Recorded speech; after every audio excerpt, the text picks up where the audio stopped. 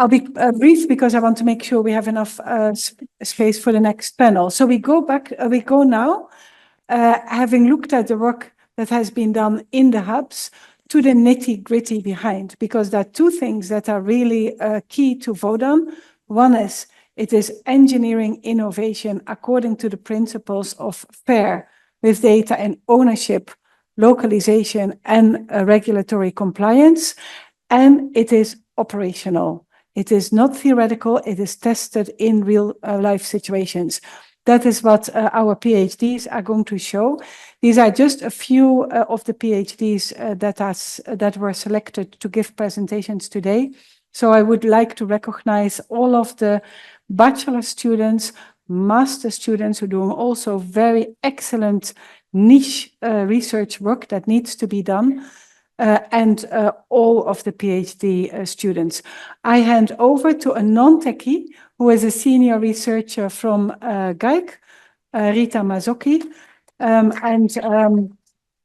We have asked Rita to chair this panel, also to emphasize that all of the disciplines are relevant to the development of the innovation that we do. If you want to do technical innovation in specific situations, you need to be able to read the context, you need to have the medical colleagues on board, all of them. So this is truly interdisciplinary research that will show. I would like to ask all of the PhDs to take their seats here.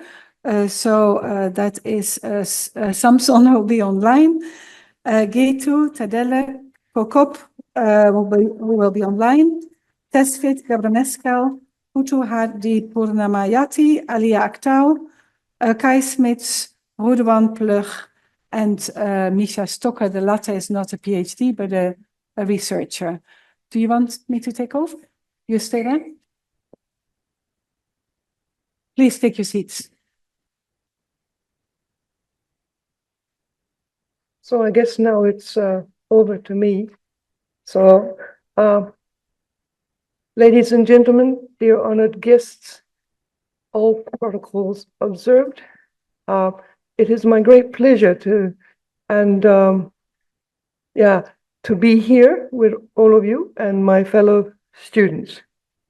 As Professor Miriam has already mentioned, the colleagues, our PhD students, here are presenting their work from different countries and different universities, but they're all part of and members of GAIC.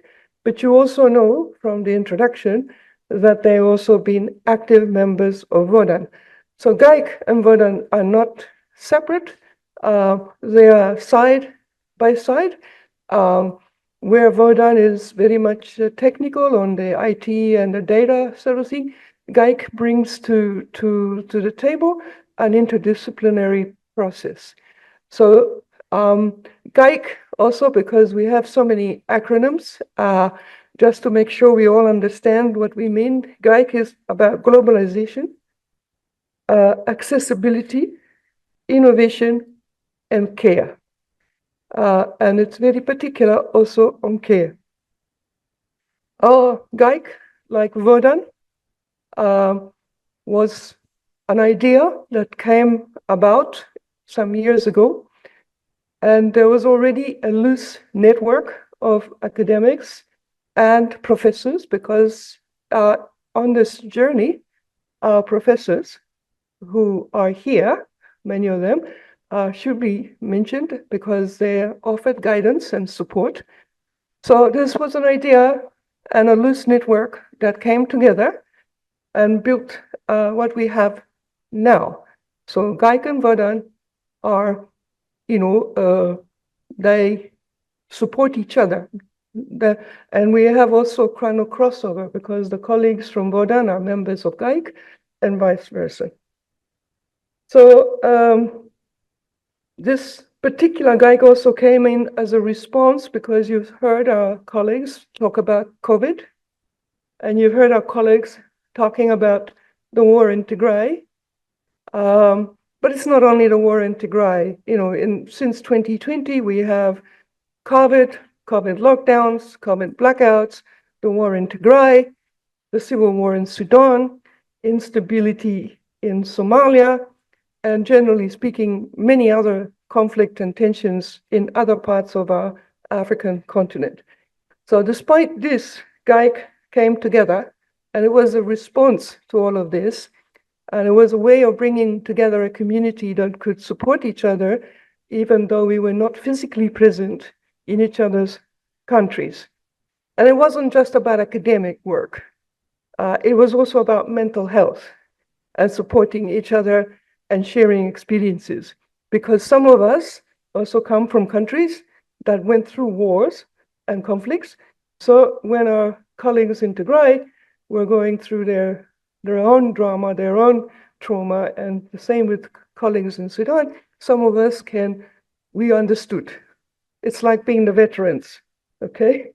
So, and then we experienced, of course, the lockdown and the social isolation of COVID, but we also experienced internet blackouts and the new thing, which is not a complete blackout, which is the slowdown. So concerted efforts, either because of concern for our health or because of authoritarian regimes to separate us and stop our communication.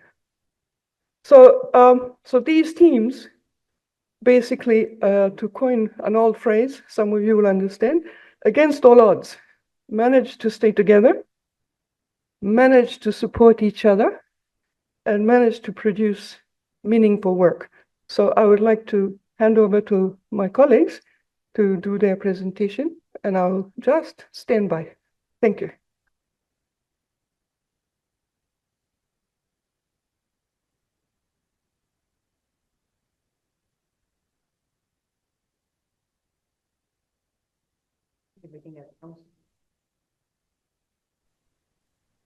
Ladies and gentlemen, can you hear me?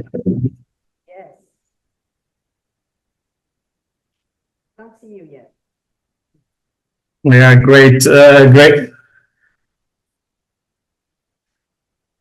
Yeah, great to be here. And my name is Samson, Yohannes from Mekelle University, Tigray, working with under the supervision of Professor Miriam, and I'll try to present my PhD. And also, I will try to highlight much of the work of Vodan as an introduction, because more of what we do is in relation to Vodan. Next slide.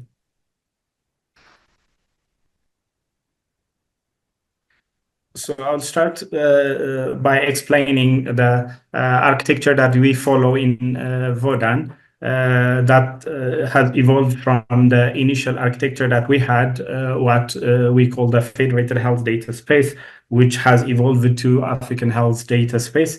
What we're trying to do is do data production that is machine actionable and semantically linked at a point of care, and that's a single time data entry, and then trying to do analytics and build services on top of it, which we have the infrastructure layer, the generated data capability layers, which allow us to do data visiting, interoperability, and all sorts of things. And then we move to doing data analytics on top of this data.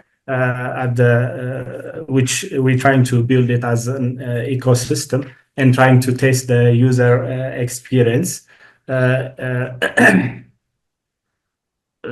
so that others can build new systems that can interact with Vodan. And the principles and the guiding methodologies that we follow we're trying to follow fair and also localization, ownership, and regulatory complaints in place. So with this, what we are trying to do is we're trying to build the health data space on top of which lots of PhD researchers are focusing on each of the different aspects of the architecture. So when I come to my work specifically, I'm focused on trying to implement within the context of Vodan, the personal health train. As you know, the personal health train tries to encompass technologies and agreements that enable decentralized analysis of health data. This is really important because data, especially health data, not accessible easily for reasons of privacy, and we need some privacy preserving mechanisms. In the existing electronic health records, data is mostly accessible to the health facilities, but not to the patients themselves. And also, we have some technologies we call personal health records, which are similar to HR. Those are a bit closer to providing access to patients, but still there is lack of control. So this requires for individuals to have the power to own and control and share their health data beyond the technical solutions. There are also cultural aspects that make individuals and institutions to make individual data accessible and also protected in a protected manner because of the sensitivity. But ironically, people are actually willing to accept and participate in sharing data if they are well informed about safeguarding of and governance of their data. Next slide. Okay. So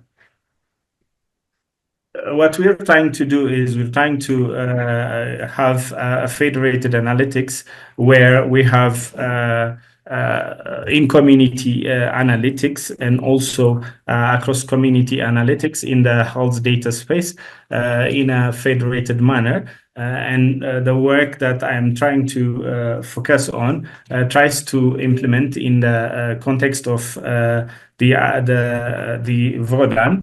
I'm working on health facilities data generated in FAIR format, and it also is federated across the different African countries. We now have what we call quality data pipeline that's focused in Ethiopia, Kenya, Uganda, and Nigeria. And we're trying to use some technologies like Passive to try to do analytics and the learnings from the different layers play back into each other. So that's a circular process where the new knowledge goes back to the facilities. Next slide. So the within community analytics is within each country we have different health facilities, and the data is distributed in the different facilities. For instance, in Tigray, Dr. Aliya is mentioning about 4 health facilities. So from those facilities we can do some analytics, and smaller facilities can really benefit from lack of data for analytics. And once we have the different facilities, we can also do cross-country analytics. So what I have as an objective for my research specifically is to explore the possibility of creating this semantically interoperable system by FAIR principles and relying on the some standards like FHIR in raw resource settings because that's where I'm working from. And specifically, I'm trying to assess the feasibility of FAIR-based health data space leading to personal health train and its timeliness and availability of the cultural, legal, and infrastructure readiness to achieve it. I'm also trying to design a FAIR-based health data space with a vision of personal health strain that ensures security, privacy, and data sovereignty, and that creates confidence to data owners and making personal health data machine actionable, machine readable, and interoperable using fair guiding principles. We've been trying many aspects of the federated analytics, federated remote queries to achieve that, and I'm trying to build a proof of concept by trying to build a use case around the data that we are trying to generate in a fair manner, and trying to do a federated machine learning across those facilities to see if I can create insights from the data. I think in the interest of time, I will stop here, and thank you really for the opportunity and for your attention to my presentation. Back to you, Rita. Yeah, and you're late. Thank you. Thank you very much. Over to Getu now, please. Yeah. Thank you very much, Rita. Getu also is from Ethiopia and Mekelle, so he managed to be here. So thank you. Welcome. Thank you, Rita. Yeah, my name is Getu Tadele Taye from Ethiopia, Tigray. I work in digital health research and development in Mekelle University. Can you hear me, Abdullah? yeah. So I'm one of the PhD students of Professor Miriam. I'm studying my PhD in Tilburg University. So my PhD is revolving around fair data. So I'm studying the relevance and implementation of fair data in the healthcare data management system in Ethiopia. Yeah, I would like to take you through the objectives that I'm trying to focus on. The first objective was to study the policies, documentations, and regulations that were produced by Ministry of Health in Ethiopia, and trying to see how fair equivalent they are, and how they bring about the regulation frameworks and so on.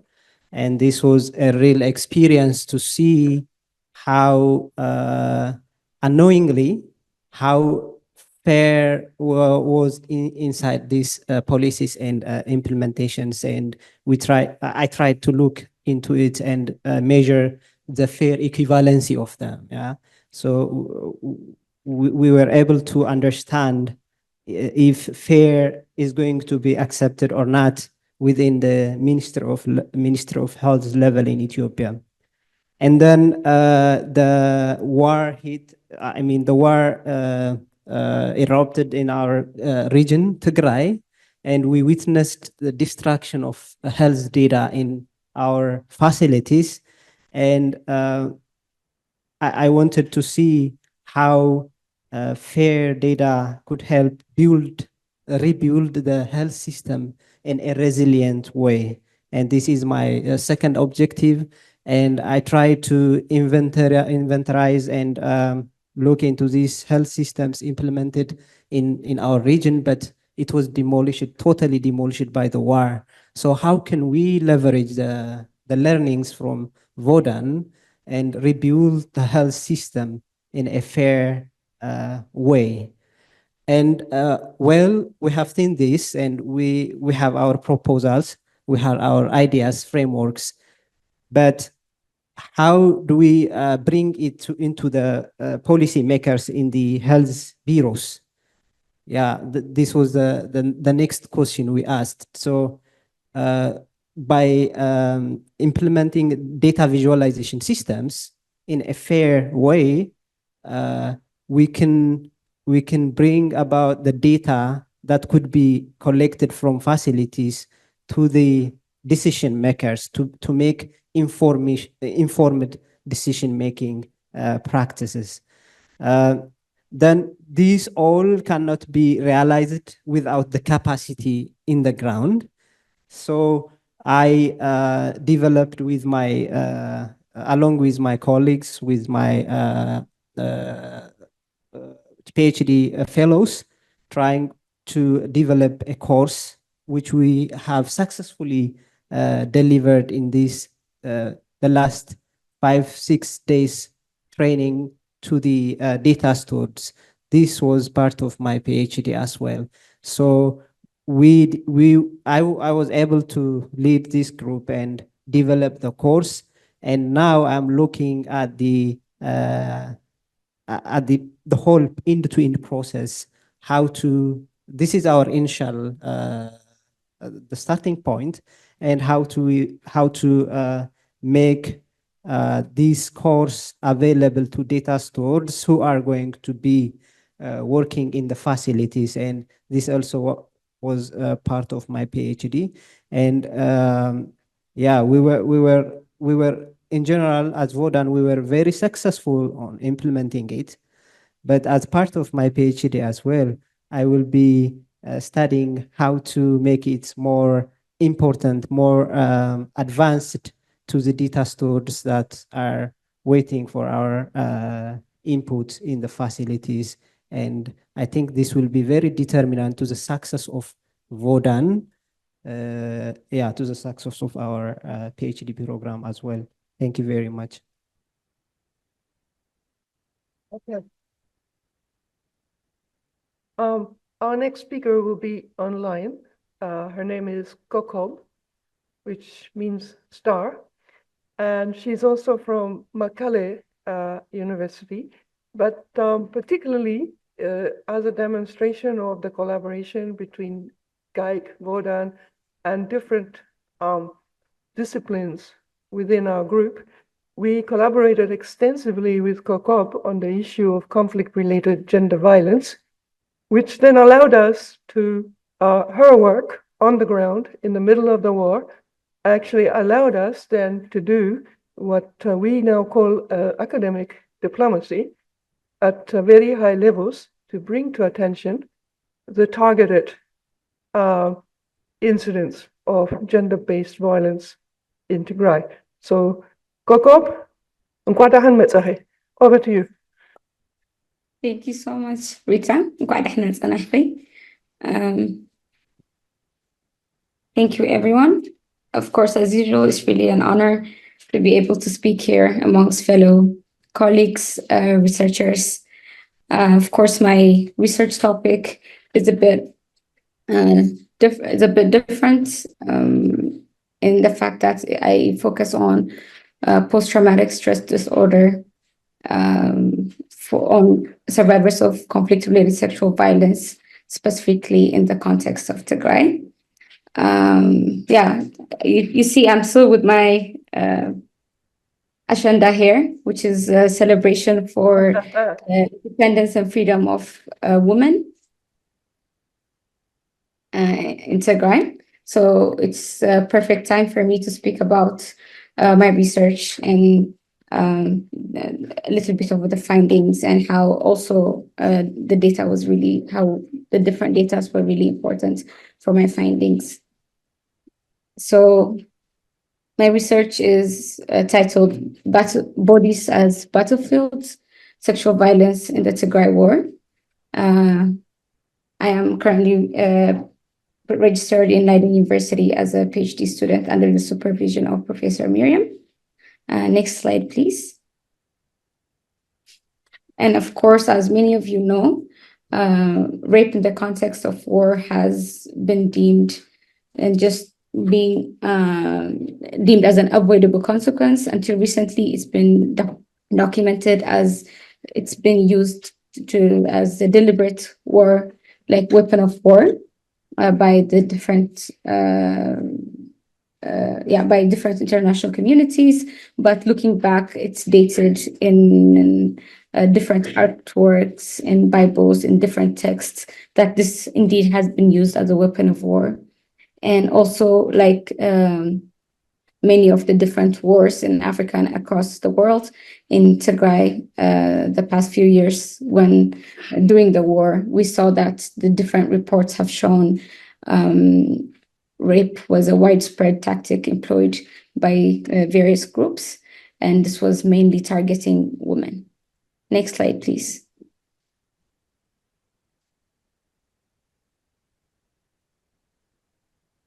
So for me, for my research, of course, I'll really looking into how we can intervene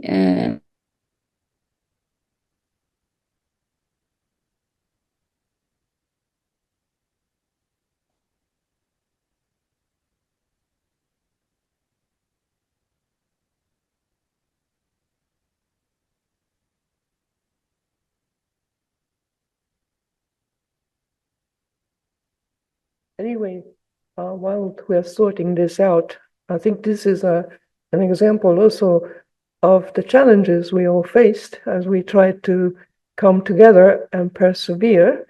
The technology dropping out either because of the weak connections and weak bandwidth in our respective countries, or because, the wars or the conflicts have destroyed whatever infrastructure is there. And then last but not least, our governments often actually decide to, suspend or shut down such services so that we don't communicate too much and don't talk too much and don't rebel too much. So that's the process. Is she back? Okay. Yeah. Okay. I agree with Kai. We are now going to proceed and have presentation by our colleague Tesfit. Tesfit also is from Makale.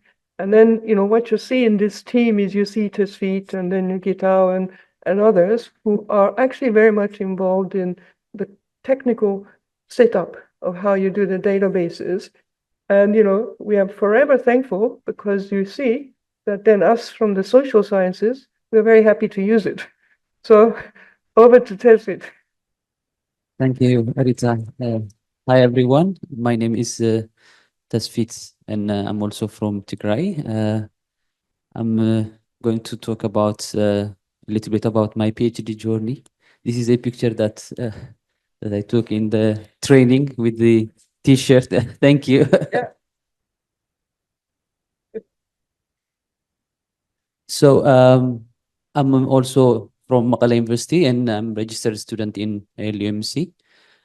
My PhD is about FAIR for health in Africa, the implementation of health data standards and FAIR in Africa. So I look into FAIR in the perspective of health, and specifically with clinical data, which is much related to clinicians, which is on day-to-day basis related to AMR systems. So my focus area is, yes, there is huge challenge of using health data standards in Africa and similarly health data models. The challenge can be seen in technical policy and implementation wise. We see different kinds of synthetic and semantic data standards being introduced fragmentally here and there in different countries and projects. What if we channel this into the big picture of FAIR and make sure and enlighten them that the work that they do in specific area of expertise in specific items to be channeled into the FAIR is my area of research, and I focus and look into Vodan as my showcase. This is to give you a little perspectives about the data and key factors and figures about Africa. 38 out of the 54 countries, for example, doesn't have any national digital health strategies. So this can tell us a lot how countries are channeling and how countries are seeing their implementations without any specific roadmap or blueprint. So I will go through my objectives quickly because of the interest of the time. My first objective is to assess AMR implementations in Africa and to review how health data standards and models are ready for interoperability, and my second objective is to explore data modeling challenges even in Vodan Africa, because Vodan is a learning process, as you see, and it was present how in the 5 years have been progressing, not only in networking and becoming big organization, but also learning from its experiences and becoming now as a showcase for African health data space. So I try to see the process in implementation of modeling and implementation of data standardization in terms of Vodan and its effectiveness for the African health data space. As objective 3, I will try to design and implement comprehensive verification strategy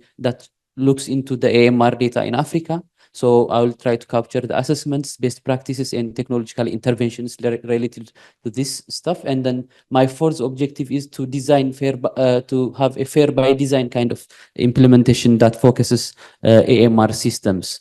Thank you to the Sunome team. We had this nice 2 days training on how to leverage those existing systems channeling to this, and these are my objectives so far. The activities that I try to accomplish and alongside my colleagues here is to see how FHIR could be leveraged in health data standardization and verification process, but most of the people in the health consider FHIR as fair, and FHIR is not fair, but it could be one step in verification process. That's what we published as one artifact. This is much to say about me. Thank you so much. Thank you. Thank you very much, Tesfit. We now have Kokob back online, so we will take you back to Kokob. Oh.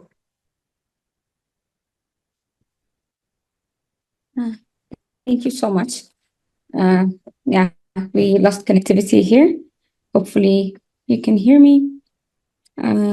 Yeah, so going back to my presentation, I'll look at the methodology of my research.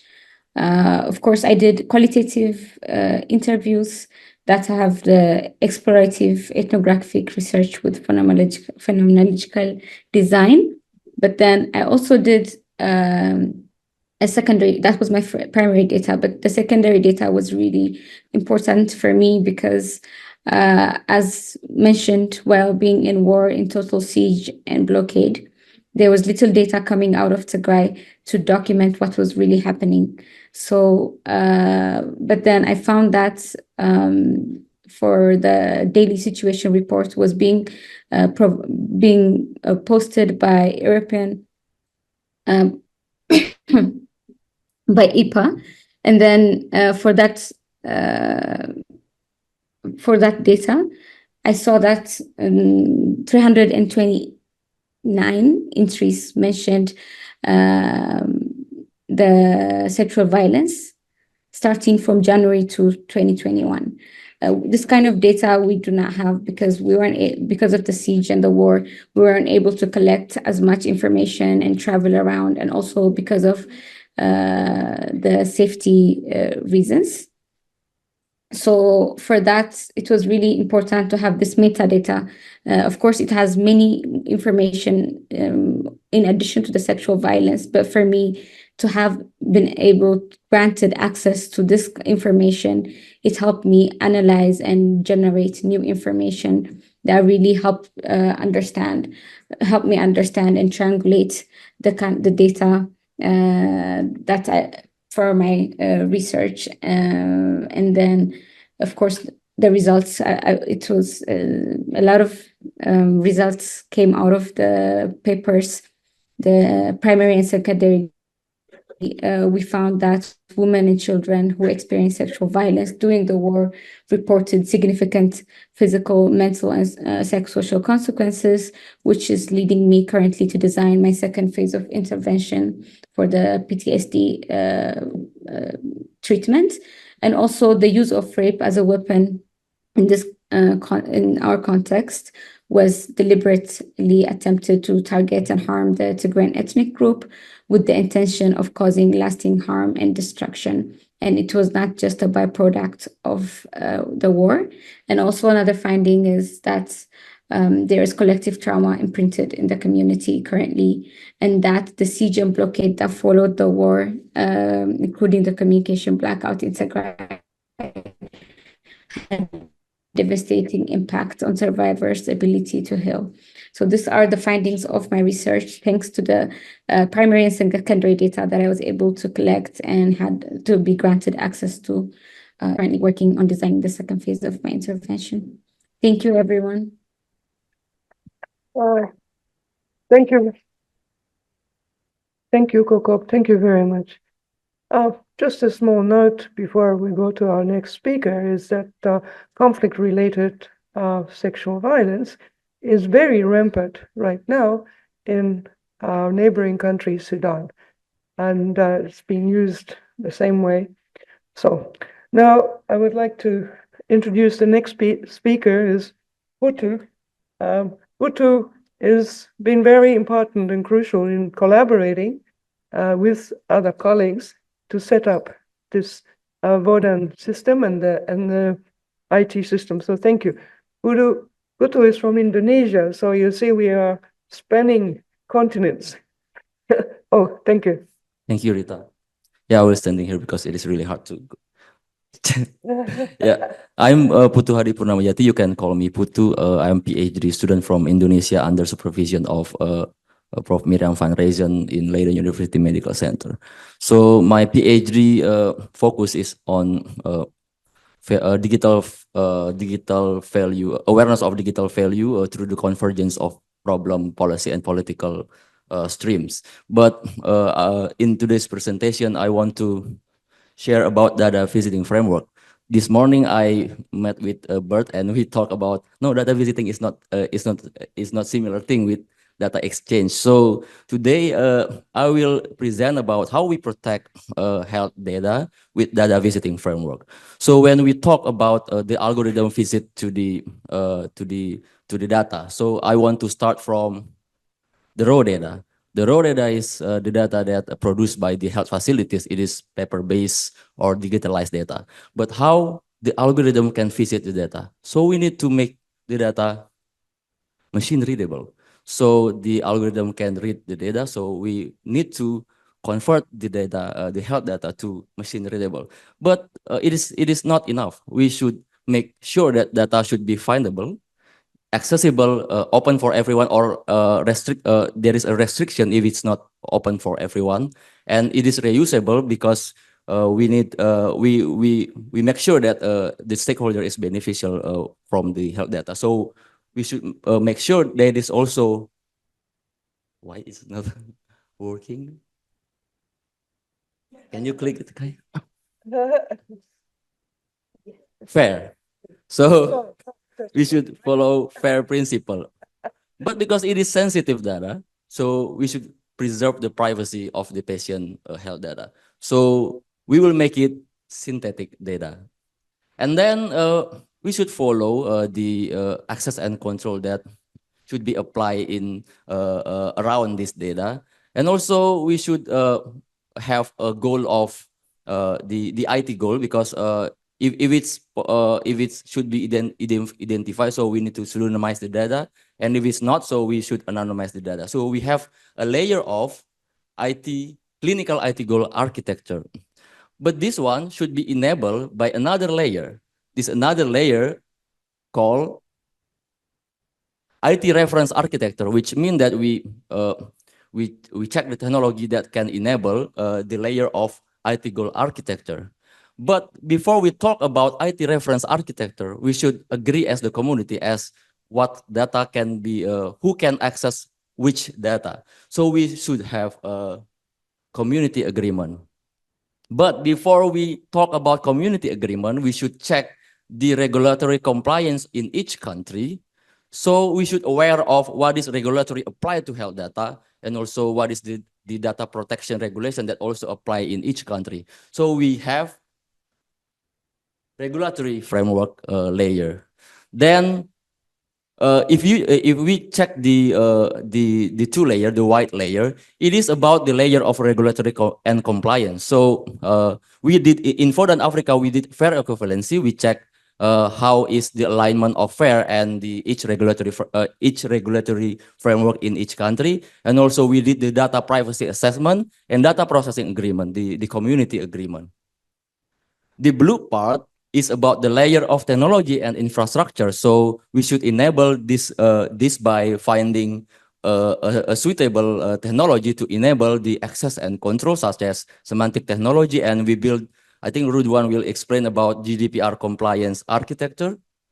So, and this within this through these 4 layers, so we can have a safe workspace to create a dashboard for a community and also the internal dashboard for the health facilities. If we check the red line, so this is how we build trust. But we build trust not only within these 4 layers, but we also build trust through dedication of people, through their attitude, their belief, and their understanding of feasibility on how this method can be applied in this framework. Thank you. That's all. Yeah. Thank you. Thank you, Putu. So you can see where the crossover is between the technology and also the social scientists. So our next colleague is Aliya. And, you know, Aliya, I've met for the first time face-to-face because we've been meeting by Zoom all the time. So now I discovered Aliya is from Kazakhstan, which is the first person I ever know from Kazakhstan. So this is very good and very excellent. And she's part of the team also who built the architecture here. And so thank you very much, Aliya. Go ahead. Thank you. So hi, everyone. Nice to see all of you here in person and also for those who are online. It's really pleasure to see you all. So I am Aliya Aktau. I'm from Kazakhstan. I do my PhD here at LUMC under supervision of Miriam van Rysel. I remember first time I met her when I was doing my master's degree in 2019. It was the very beginning of this FAIR stuff. And yeah, I'm the one who is really have done this FAIR stuff firstly. So I'm so grateful and yeah, for your guidance and leadership, and you enlightened that time doing this FAIR stuff, and then you still do so. Thanks a lot. Yep. And there are also my supervisors, Barent, Eric, and Bert. So thanks a lot for guiding me that time as well. So that was pleasure.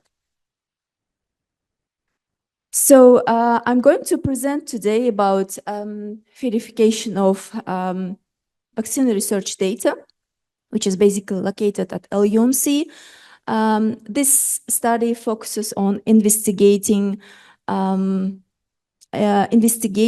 side effects of vaccine on parasitic worms on human body. Yeah. So, that's basically the data from Leiden University Medical Center from Parasitology Department. So that's one of my use cases of my PhD. I do verification of that data. So that's basically an architecture what we have applied for verification. Everyone speaks about verification, but in practice, it's so many tools and things to do. So that's basically a collection of tools and applications that we use for verification and making it available in FAIR data point. So in here, I basically describe it so that we use Microsoft Azure as a data instance, which is basically stores data locally here in the Netherlands, and inside of that Microsoft Azure, we have the tools that transfers data into FAIR format using CDAR.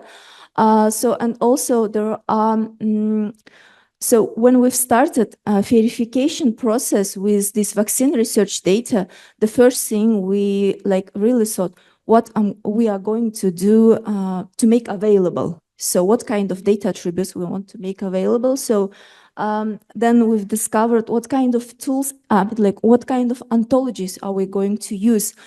So we've decided to use mostly commonly used ontologies within biomedical investigation field and also vaccine ontology. So we've applied those ontologies to the data attributes we have in the data set and then created using CIDR infrastructure, RDF and JSON LD data from tabular data. So that's all basically located in Microsoft Azure. And also then connected to the FAIR data point, which stores basically metadata to this data. And all, sorry for this, arrows. I believe that something with the presentation, but it's okay.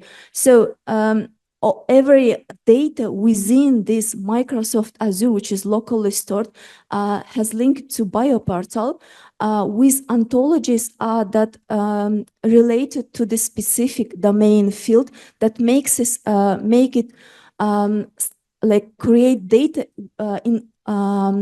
in the format of which are commonly used within the same field and also to make it available for machines. So then we have this FAIR data point, which is basically stores metadata and access controlling that helps to bring this data to the world. So thanks a lot for your attention. That's probably a very short part of my work. Thank you, Aliya. Over to Kai. Okay. The next speaker is our colleague Kai. Now, Kai and I know each other for many, many years. And our connection was beyond GAIC and beyond Verdan was, the starting point was migration, human trafficking. And so basically all the people that nobody records. Over. Yeah, that's exactly what it is about, because you might be thinking, what is a person researching human trafficking and migration doing at a data conference? And that's exactly the problem. That's often the place that we do not have a lot of data from. Let me see if I see, because I'm in charge, I can't even blame someone. There you go. There we go.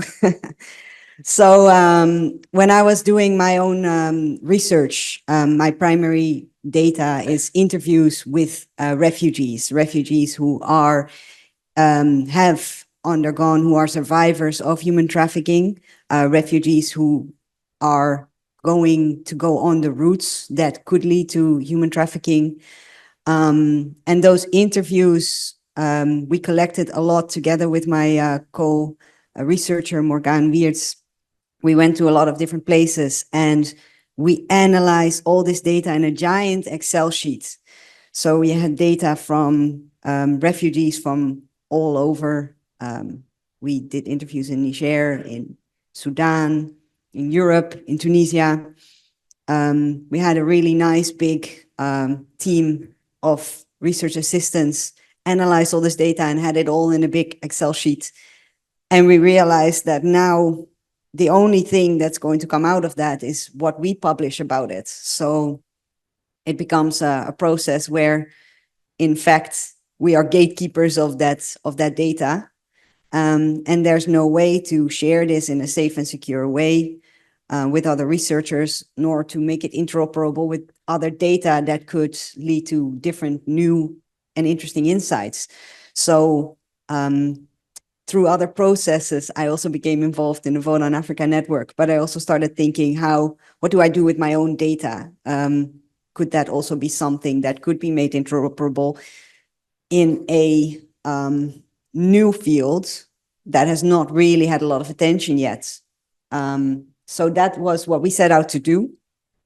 And Morgan did that in COVID data on refugees, and I did it with the data that we had. So we went from a very unstructured sort of Excel sheet to, with the help of a really good field lab of students here at Leiden, we went to a structured data set that could be made into RDF data, so interoperable data that you can actually do something with.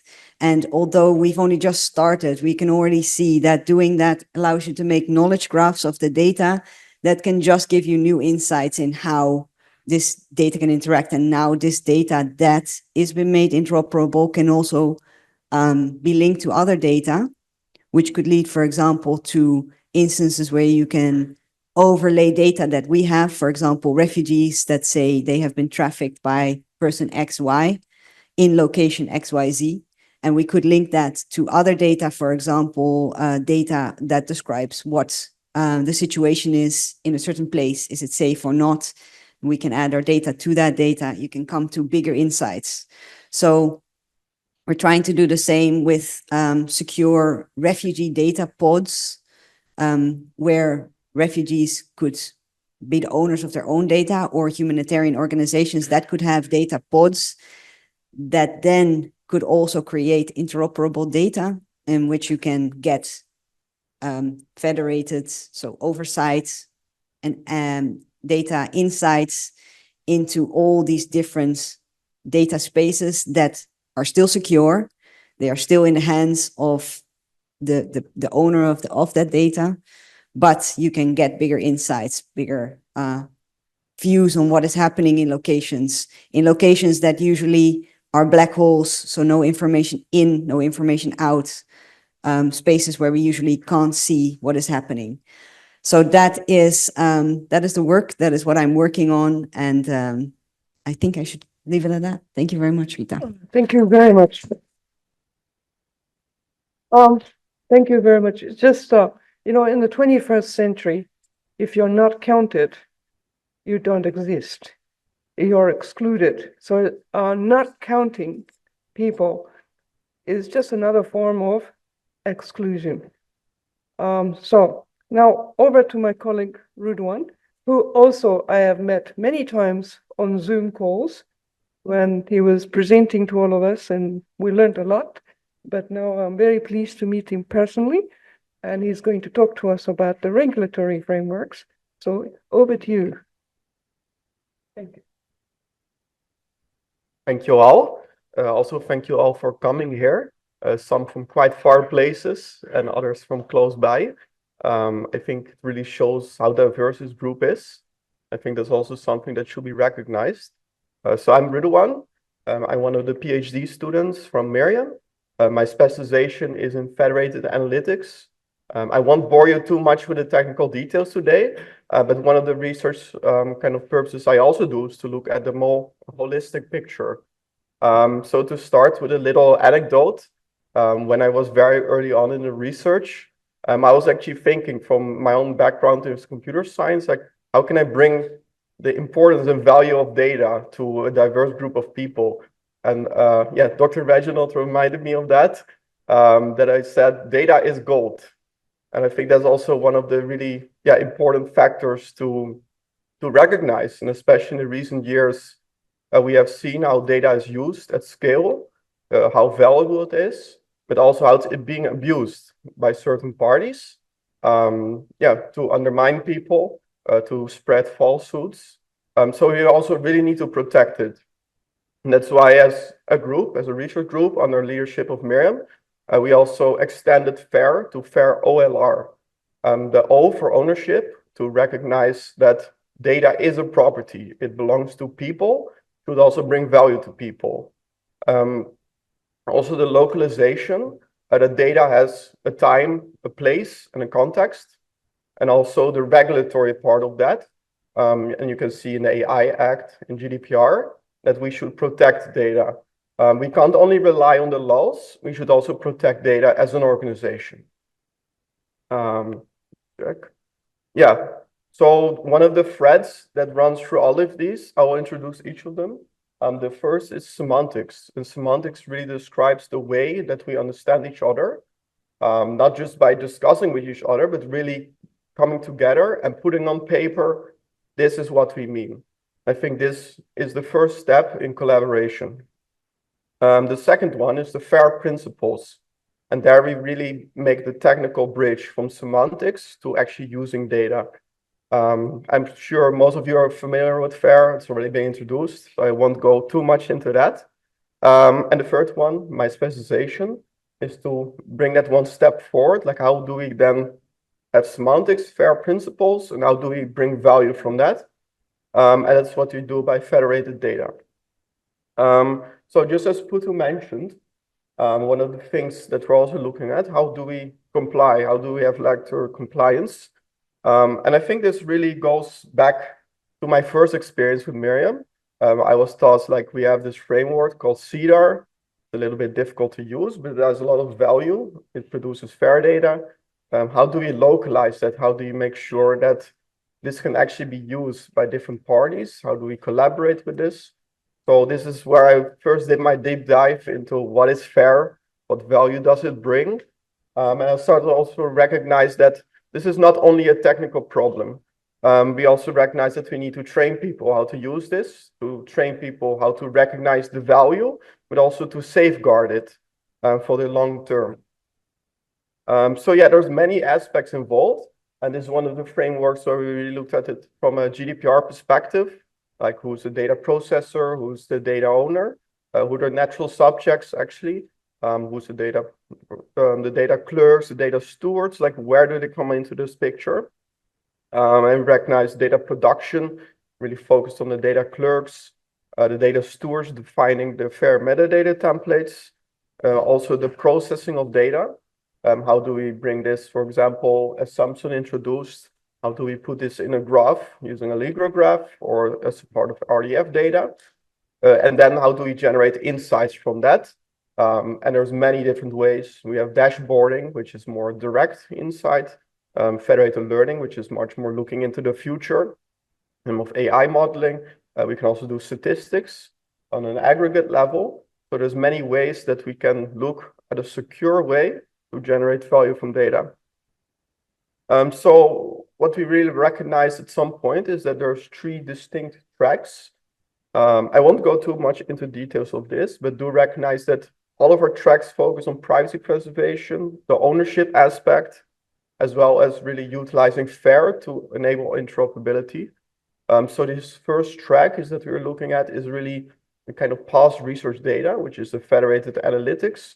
We look at research from different perspectives, as you've seen so far.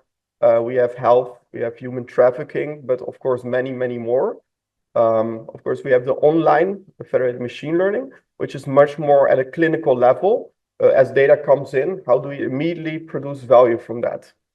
This is, for example, through dashboarding, but also through new research that we're performing to actually look, can we build machine learning models that continuously learn from new data? And thirdly, is the data sharing aspect. How do we enable the collaboration between different hospitals, and not just inside of a country, but also between countries, which is not only, of course, technical, but also very regulatory challenge, also challenge of bridging the gap of knowledge between different expertise, and also try to bridge cultural gaps. And I think that as Vodan is also showcased, that we are able to bridge even the cultural gaps, even all the understanding, we're all heading in the same direction. And I think this is also a very big achievement of the whole team. So just finalizing and to bridge a step to the next presentation, the direction we're going towards is a health data space. So just why do we do this, or why do we define this?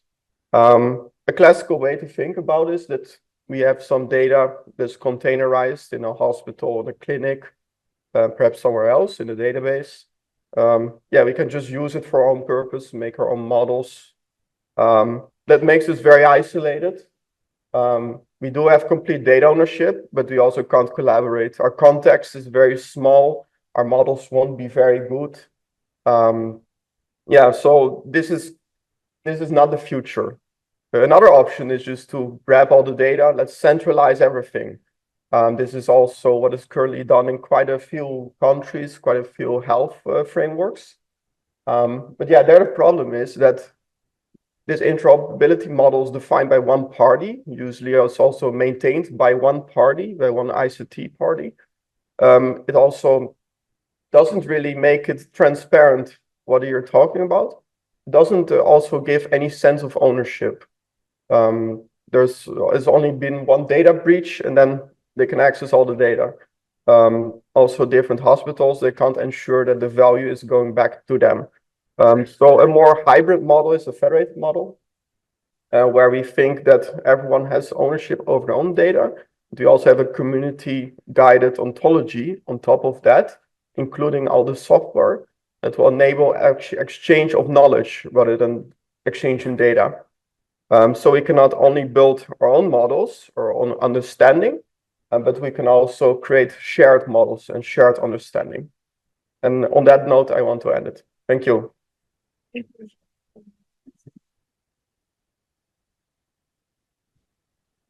Indeed, data is gold, and we can see it now with artificial intelligence developments and such things. The last speaker is our colleague and friend, Misha. Now, like Kai, I've known Misha for quite a few years. And, Misha often is in the background, working very, very hard to make a number of the things, initiatives, and specifically also some of our academic diplomacy initiatives happen. And one such initiative is the IPA update on the Horn of Africa, which focused initially on Tigray and now Sudan. And critically, in the first few months, I don't think we would have survived the process without Misha's help. So thank you for that, Misha, and then over to you. Thank you. So, hello everyone. I am not a PhD student. I'm a lowly policy and outreach officer for Vodan, so I'm very honored to be in the company of so many distinguished researchers.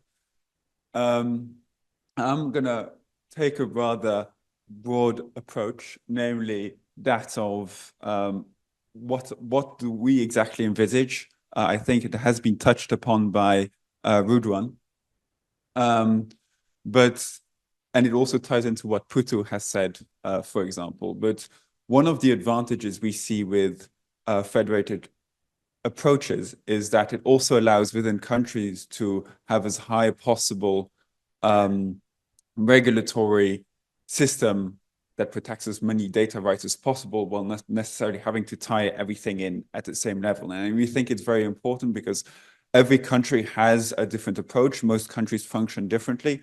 And while a broad approaches can be good, often, especially in contexts where it's more chaotic, you have to bring it back to a national level. So we do take many, we have taken many approaches to try and protect it, to really bring it up to GDPR standards, but we also recognize that some countries will want to go higher and some countries are less interested.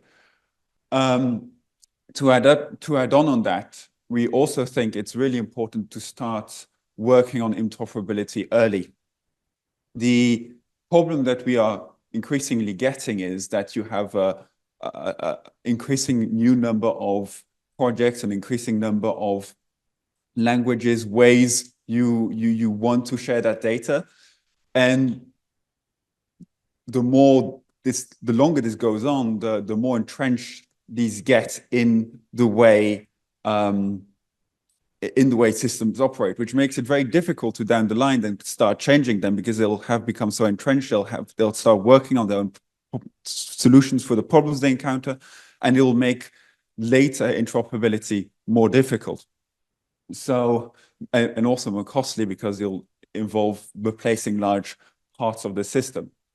To add to that, there are multiple levels of interoperability. So we have touched upon several already, like semantic operability, which is a lot about language, but it also goes about interoperability of the general architecture and the interoperability of system, where it starts to become a lot of social choices that you have to make. So, I'm not sure what happened here, but so we envisage is more something like an hourglass model. It's something that was developed by our friends at the Go Fair Foundation in part. Ruduan mentioned it.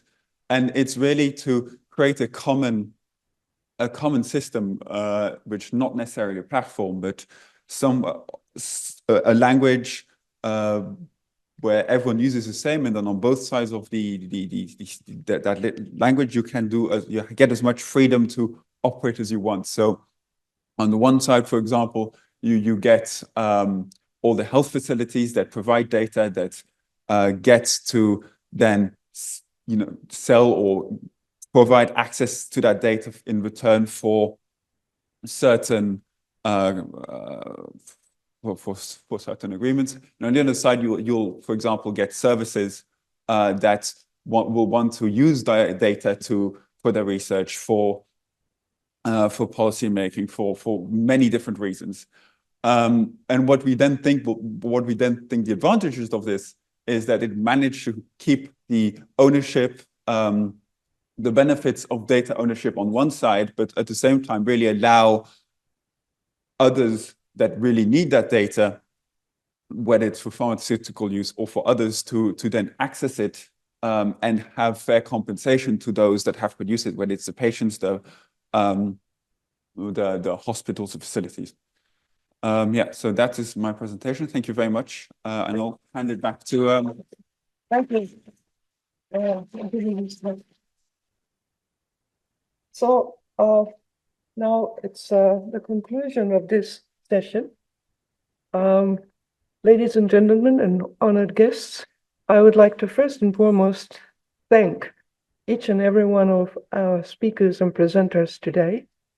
And then behind them also, I'd like to thank all of our professors and tutors and other members of the GAIC family and the Verdun family who have supported this, because we have a system where we actually do peer reviews of each other's works, even if we are not techies, right? The idea is that the non-techies need to understand what the technical people do, and the technical people need to understand what the social sciences. So a big thank you for that network. And I just want to leave you with maybe one thought, because GAIC, the last letter of the word GAIC stands for care. And that whole process of getting each other to this point is because we care. So in conclusion, thank you very much.